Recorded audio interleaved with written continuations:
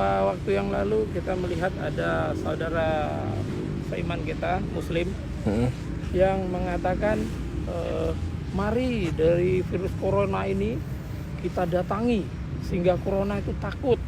Adalah salah satu jemaah ya saudara seiman kita, Ustaz.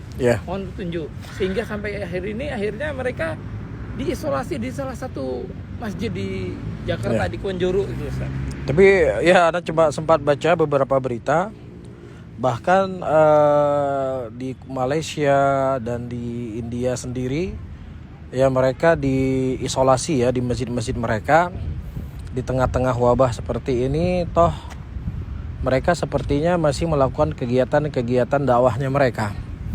Jadi mungkin jadi pertanyaan, kok bisa mereka bersikeras dalam keadaan para medis, para dokter dan juga pemerintah sudah melarang untuk berkumpul di tempat-tempat yang tempat keramaian. Jadi dokter sebenarnya ada suatu prinsip di dalam agama mereka yang mungkin yang perlu diluruskan. Ya, la ilaha illallah adalah kalimat tauhid. Yang kita ketahui seluruh para nabi dan rasul mereka berdakwah di atas kalimat tauhid ini. Sehingga Allah Subhanahu wa taala dan rasulnya telah menjelaskan kepada kita apa hakikat dari makna kalimat tauhid itu sendiri. Dalam sebuah ayat Allah mengatakan, "Wa idz qala Ibrahimu li abihi wa qaumihi innani bara'un mimma ta'budun illa alladzi fatarani fa innahu sayahdin." Ayat ini merupakan di antara ayat yang paling jelas menggambarkan dan menjelaskan tentang makna kalimat tauhid. Yaitu ketika Ibrahim berkata kepada bapaknya dan berkata kepada kaumnya, sesungguhnya kami berlepas diri dari apa yang kalian sembah, kecuali kepada zat yang menciptakan kami yaitu Allah. Sehingga ini makna yang disebutkan oleh para ulama, la ilaha illallah, la ma'buda bihaqqin illallah. Tidak ada yang berhak disembah secara hak kecuali siapa? Allah Subhanahu wa taala, dan sesembahan selain sesembahan Allah adalah sesembahan yang batil. Ini adalah perkara yang telah disepakati oleh seluruh para nabi dan rasul di dalam dakwah mereka. Namun Jama'atut Tabligh mereka punya 6 usul dalam agama mereka. Satu usul adalah kalimat la ilaha illallah. Apa mereka tafsirkan kalimat la ilaha illallah? Mereka menafsirkan kalimat la ilaha illallah mengeluarkan kebesaran makhluk dan memasukkan kebesaran Allah. Disitulah seseorang telah merealisasikan kalimat tauhid. Jadi tidak boleh ada makhluk dalam hatinya.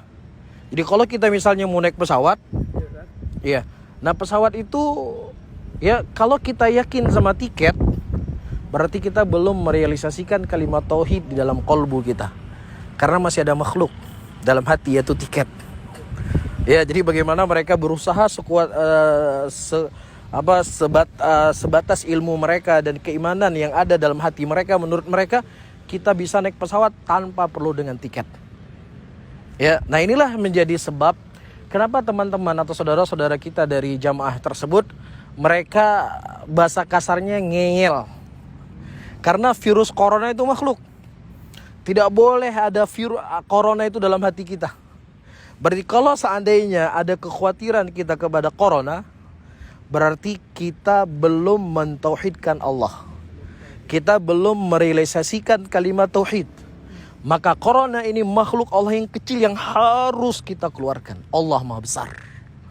Iya, ini adalah sebuah hal yang keliru dalam mereka memahami kalimat tauhid.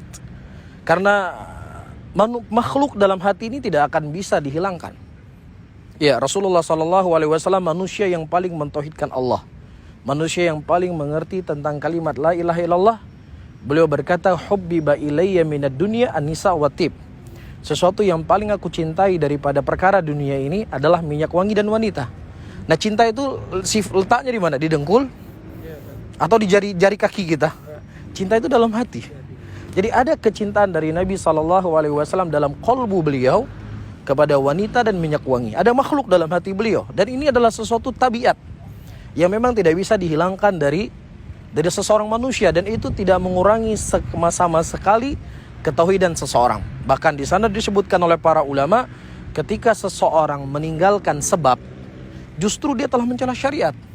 Karena Islam datang dengan sebab dan musabab. Rasulullah mengatakan ya dalam hadisnya, ya fankihu atau nikahilah kalian, tazawwaju waludal wadud fa inni mukatsirum bikum umamun yaumil qiyamah. Nikahilah oleh kalian wanita-wanita yang bisa memberi kalian banyak anak, sesungguhnya aku bangga dengan banyaknya kalian nanti di yaumil qiyamah. Ada sebab di sini. Apa sebab seseorang itu punya anak dengan dia menikah? Nah, mereka jamaah ini, mereka berusaha bagaimana kita harus yakin bahwasanya Allah menciptakan Nabi Isa tanpa ada seorang ayah. Allah menciptakan Nabi Adam tanpa ibu dan ayah. Nah, keyakinan ini harus kita tanamkan dalam hati kita, bahwasannya kita juga harus sampai kepada tingkat yang demikian. Oleh karena itu, sebagian para ulama menyebutkan penafsiran mereka terhadap kalimat tauhid la ilaha illallah ini merupakan penafsiran yang sangat berbahaya. Karena akan sampai kepada derajat hululiyah, ya, wal ittihadiyah. Dan itu merupakan sifatnya Allah. Allah mampu menciptakan manusia tanpa anak, tanpa ibu, tanpa ayah. Itu merupakan sifat yang khusus dimiliki oleh Allah. Dan manusia tidak akan bisa mencapai derajat demikian. Tapi manusia dia dengan proses apa? Menikah. Dia baru punya anak. Nah, inilah menjadi sebab kenapa mereka agak bengal. Karena kalau yakin kepada corona, maka kita yakin kepada makhluk. Berarti belum merealisasikan kalimat tauhid. Makanya dalam sebuah ceramah yang sempat viral di media sosial, mereka katakan kirimlah jamaah-jamaah kepada tempat-tempat yang banyak virusnya. Virus corona. Ya, nanti akan lenyap itu semuanya. Ini jelas kalau seandainya mereka belajar menuntut ilmu sedikit saja, dari bab awal dia menuntut ilmu, dia telah mendengar Nabi SAW mengatakan, "Firu minal majdhum," larilah seseorang dari penyakit kusta sebagaimana larinya mereka dari singa. Dan juga Nabi SAW mengatakan jangan dicampur di antara unta yang sakit dengan unta yang sehat. Di sini menunjukkan ada sebab yang dengannya kita menjauhi. Ya, dan ini tidak sama sekali menafikan dari kalimat tauhid. Oleh karena itu saya menasihatkan saudara-saudara saya, ya, berdakwah adalah hal yang baik. Bersemangat dalam berdakwah adalah hal yang positif. Namun yang paling terpenting, ya, hendaknya di dalam kita berdakwah kita awali dulu dengan ilmu. Demikian disebutkan oleh Imam Ahlus Sunnah Imam Bukhari rahimahullah, al-ilmu qabla al-qawli wal amal. Ilmu itu harus lebih dikedepankan seseorang itu berkata dan sebelum seorang itu beramal. Oleh karena itu mereka banyak membuat kias-kiasan. Ya, misalnya dalam kita berdakwah ini, walaupun kita belum punya ilmu, itu ibaratnya kita seperti orang yang baru belajar naik mobil. Ketika kita baru belajar naik mobil, ya, buat latihan. Jadi kalau ditabrak nggak ada masalah. Oh, ini baru belajar. Dan begitu juga orang yang berdakwah, salah-salah sedikit nggak ada masalah karena dia baru. Ini merupakan pikiran-pikiran yang datang dari mereka. Dan jelas ini menyelisih ayat Al-Quran. Allah mengatakan dalam ayatnya, وَلَا تَسِفُ أَلْسِنَتُكُمُ الْكَذِبِ هَذَا حَلَالٌ وَهَذَا حَرَامٌ لِتَفْتَرُوا عَلَى اللَّهِ كَذِبًا. Janganlah engkau mengatakan dengan lisan-lisanmu, ini halal, ini haram. Dan sungguh engkau telah berdusta atas nama Allah Subhanahu wa Ta'ala. Ini perkara yang besar. Allah mengharamkan, dia halalkan. Allah halalkan, dia haramkan. Iya, oleh karena itu, ya, kita ingatkan kembali kepada saudara-saudara kita, ya, belajarlah, menuntut ilmu lah. Nah, nanti ketika kalian sudah memiliki ilmu, ya, baru kita bisa berdakwah. Bukan harus menjadi seperti Imam Ahmad, harus seperti Imam Malik rahimahullah. Setidaknya apa yang dia sampaikan itu mampu dia kuasai. Ya, sehingga tidak perlu untuk membuat permisalan-permisalan, sudah cukup buat kita Al-Quran dan Sunnah. Sehingga sungguh sangat indah apa yang disebutkan oleh para ulama.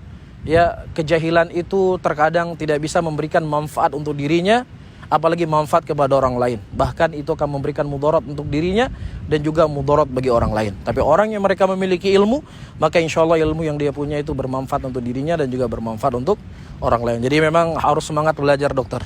Jadi jangan sampai kita ingin mendapatkan pahala, justru dosa yang kita dapatkan. Seperti itu.